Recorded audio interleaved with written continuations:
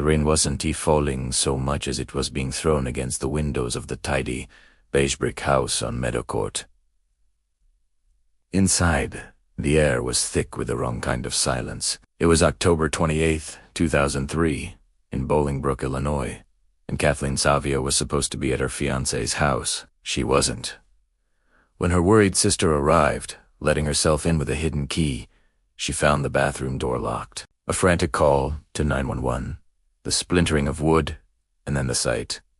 Kathleen, face down in a dry bathtub, her hair fanned out, a 1-inch gash on the back of her head. The water was off. The towels were folded. The house was orderly, almost agate. Her body was cold. Around her neck, a single, faint, ambiguous abrasion. The responding officers moved with a practiced, subdued urgency, but a current of unease ran beneath their professionalism. They knew this address. They knew Kathleen Savio. More specifically, they knew her ex-husband. Drew Peterson was one of their own, a sergeant with the Bolingbrook Police Department, a man who had spent nearly 3 decades in uniform. He was loud, charismatic, a fixture in the community. He arrived at the scene not as a grieving ex-husband, but as a cop. He was agitated, pacing, trying to control the narrative. "She must have slipped," he said, his voice a low rumble that brooked no argument. "She was always clumsy, hitting her head." He hovered near the bathroom door, his large frame blocking the light. The coroner, a man who also knew Peterson, performed a cursory examination. The death was ruled an accidental droning, a tragic slip in the tub. The case was closed in under 24 hours, the abrasion on her neck dismissed as post-mortem artifact. The odd dryness of the scene, never seriously questioned. The system had looked at one of its own and saw no reason to look further. Kathleen was buried, and the rain washed over her grave. 3.5 years later, on a bright Sunday in April 2007, another silence descended. This one was louder. It emanated from the same house, now occupied by Drew Peterson and his 4th wife, Stacy.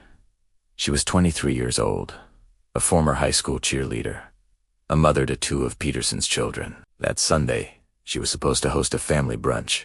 She never showed. Drew Peterson called his stepbrother, his voice calm, too calm.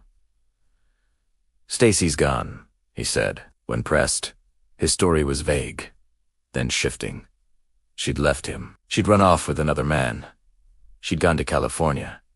He reported her missing, but not until over 24 hours after she was last seen. He told her family she'd contacted him, saying she needed time.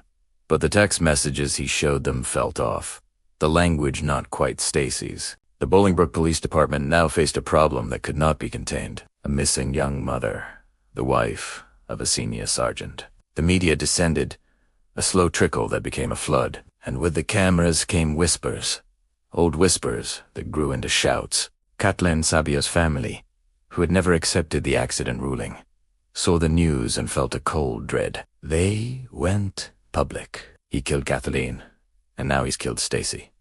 Her sister Anna told anyone who would listen. The pressure became a tectonic force. The Illinois State Police were called in, a silent indictment of the local department's ability to investigate its own. The Savio case was exhumed, in every sense of the word. The atmosphere within the investigation shifted from procedural to clandestine. It was no longer about traffic stops and reports. It was about secrets. State police investigators set up shop in nondescript offices, the walls papered with timelines, phone records, and maps. The air smelled of stale coffee and tension. They operated on 2 parallel tracks: finding Stacy and proving what happened to Kathleen. Drew Peterson, meanwhile, became a grotesque parody of himself. He gave smirking interviews on national television, joking about his life as a black widow.